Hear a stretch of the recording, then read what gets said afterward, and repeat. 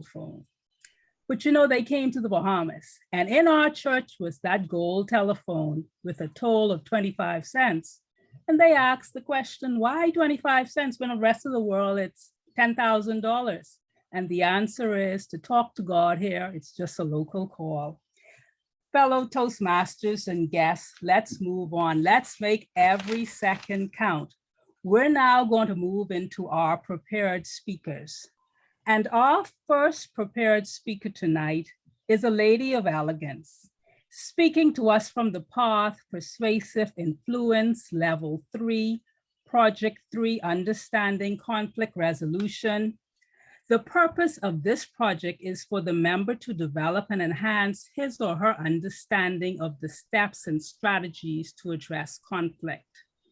I asked the Toastmaster, how does she make every second count? And her answer was by planning ahead and managing her time effectively as possible. Help me welcome to the lectern our first speaker, speaking on the topic, The Negotiator, Toastmaster Alicia Knowles. We've all experienced it at some point in our lives. Some people run from it. Others run to it. If you're adventurous, you might smile when you lock eyes with it. If you're an antagonist, well, you might even actively seek it. Can you guess what it is? Some people just can't get enough of it. Others experience way too much. But when you sum it all up, we've all had our own fair share of conflict. Yes, conflict. Fellow Toastmasters and guests, good evening. Allow me to introduce to you my friend, Bill. It is my hope that we all learn from Bill's story. Bill is an attractive, debonair, well-accomplished negotiator. Companies pay Bill hundreds of thousands of dollars just to help them negotiate some of their toughest deals ever, and he succeeds every time. Bill has everything, but for some reason, he cannot seem to find the right woman. Finally, after what seemed like an endless search, Bill found the woman of his wildest dreams. He imagined himself spending a lifetime holding her hand, traveling together, and having a dozen little Bill and Belinas. Soon after they met, Bill sweeps her off her feet, marries her, and could not wait to spend the rest of his life with her. Little time had passed before Bill realized that what he thought was his sweetest dream would soon become nothing but a sour nightmare. Conflict surged into his marriage like a tsunami. He couldn't believe he never realized that they were complete opposites. They couldn't agree on anything. He liked the cold, she hated cold temperatures. He loved traveling, but she was terrified of planes. He loved going out, but she simply preferred staying in. Now, she did love singing, but he absolutely cringed at her singing. They fought about big things, little things, and even no things at all.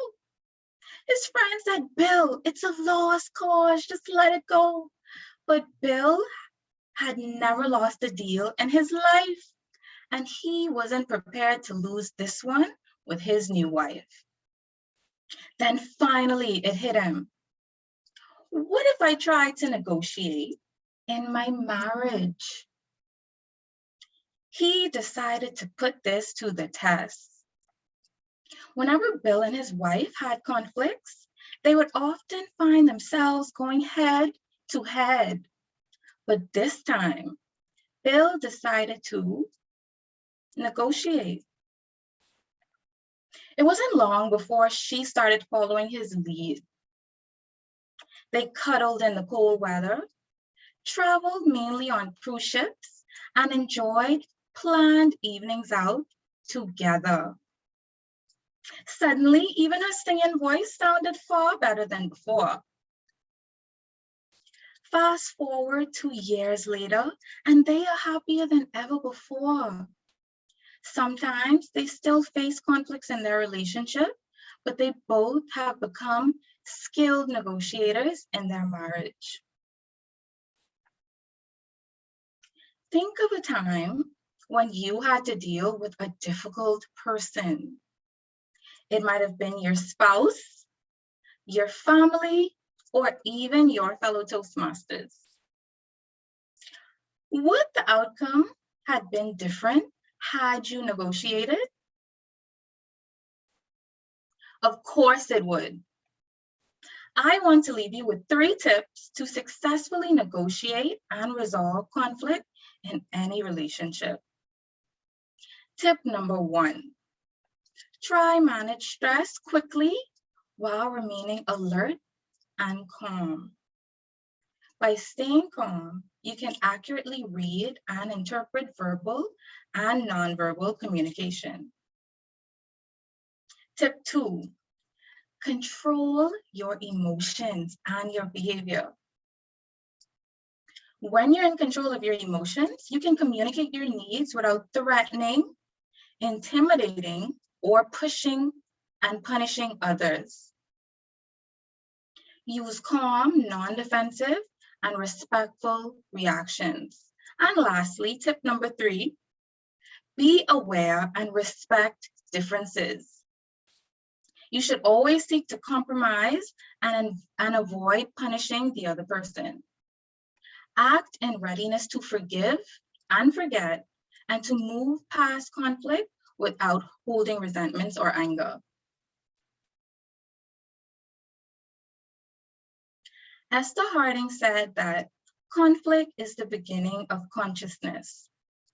Rather than viewing conflict as the antagonist, I encourage you to see conflict as an opportunity. Whenever you find yourself toe-to-toe with conflict, always seek a resolve. Instead of adding fuel to the fire and feeding the conflict, find a way through that difficult situation, just like a skilled negotiator. Madam Chair. Thank you very much, Toastmaster.